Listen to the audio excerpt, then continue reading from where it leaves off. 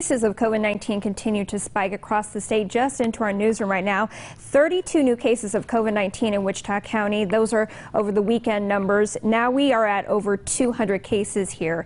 So Governor Greg Abbott is joining us live to talk about the state's response. Governor, thank you so much for joining us. My pleasure. Thank you. So today during a press conference, you said COVID-19 cases are going up at an unacceptable rate. But honestly, do you think phase 3 of your reopening plan had anything to do with this? And what is your response, or what is your plan to reduce these number of cases? So first, if you look at the numbers, you can see that there was an increase that occurred beginning around Memorial Day all the way through today in June. And so the opening occurred, the first stage of which was announced back in April. And so you can tell really what happened is that there were a lot of Memorial Day celebrations, and then with the opening of bars, and then with things that were going on around that time, that is a large part of the catalyst that had led to the increase. But what we're doing to make sure that we decrease the amount of people testing positive, we decrease the positivity rate, and we decrease the hospitalizations is, first, we reinforce the safe practices that we used in March and April that had a decline in people testing positive. And that is making sure you sanitize your hands, making sure you maintain distances, making sure that you wear a mask when you're out in public. And in fact, if you don't need to go out, you shouldn't go out. Second is we are increasing enforcement.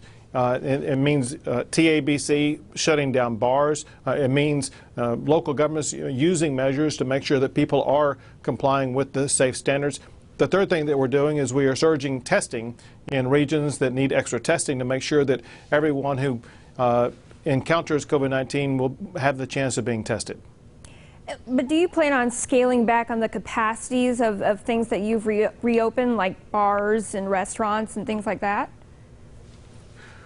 So, the last thing that we want to do, but we keep it as a viable option, would be to roll back what was opened up.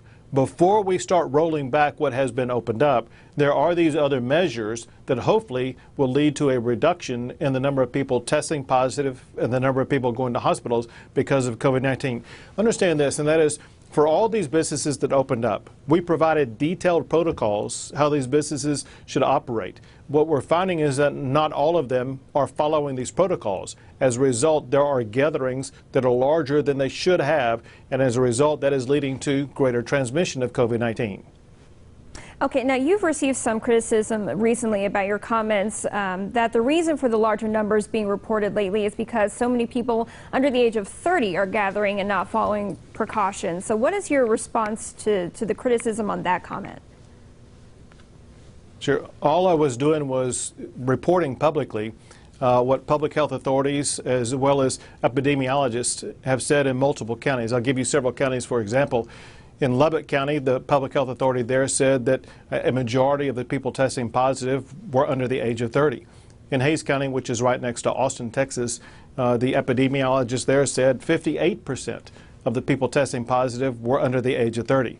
In Cameron County in South Texas, in Bexar County, it's been announced that a majority of the people testing positive are under the age of 30. So all I'm doing is sharing facts that are the result of the way the testing has occurred.